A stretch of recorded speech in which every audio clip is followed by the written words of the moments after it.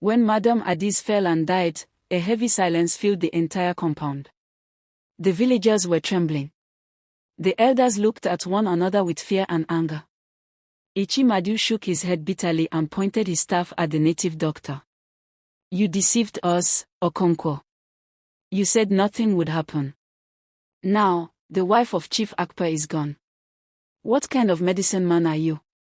Another elder shouted, "We trusted you with our lives, and you have brought more death to this family. You are a liar." The crowd murmured loudly in agreement. The native doctor raised his hands, sweating heavily. "No. I did not deceive anybody. I performed my rituals.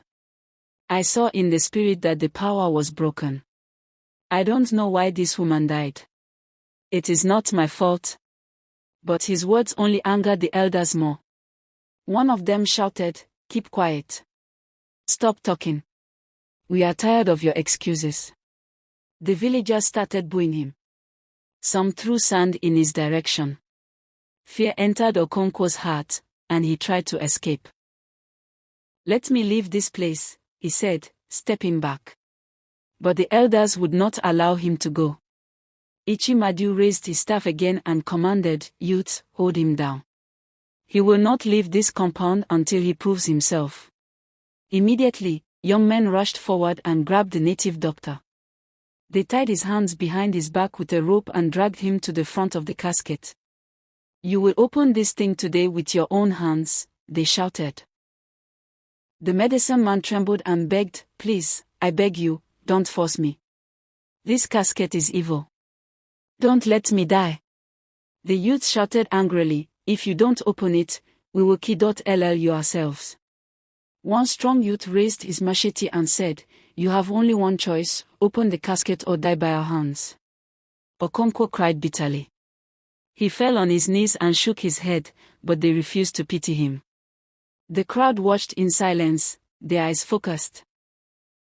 Finally, the medicine man raised his voice and said, "All right, I will do it. I will open it. May the gods protect me."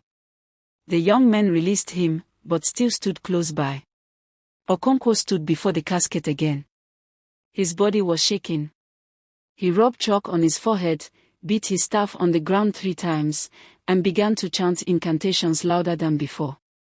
"Spirits of the land. Ancestors of the village. Hear me this day," he cried. He sprinkled powder and poured libation on the ground. The crowd held their breath.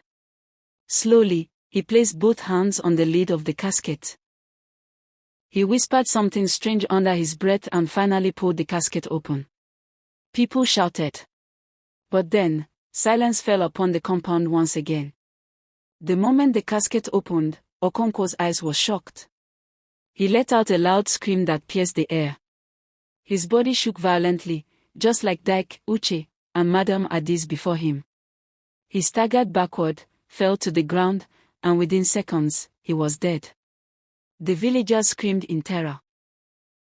Women wailed, children ran, and men shouted, "Abomination! This is beyond human understanding."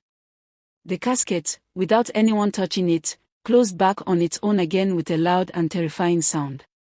The compound was filled with panic and confusion. By this time, everyone in the village knew something dangerous and mysterious was happening. 4 people were already dead in one day, including 2 sons of Chief Akpa, his wife, and a powerful native doctor. The elders gathered under the canopy once more. Their faces were pale, and their voices shook with fear. Ichimadu said, "This is not ordinary. We must stop before the entire family is wiped out." Another elder added, "It is better we bury this casket without looking inside. Too many lives have already been wasted." They all agreed. But Chief Akpa's remaining children refused.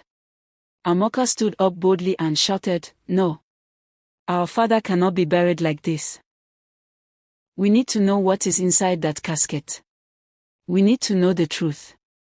The third son also spoke loudly, "Elders, this is not just about us.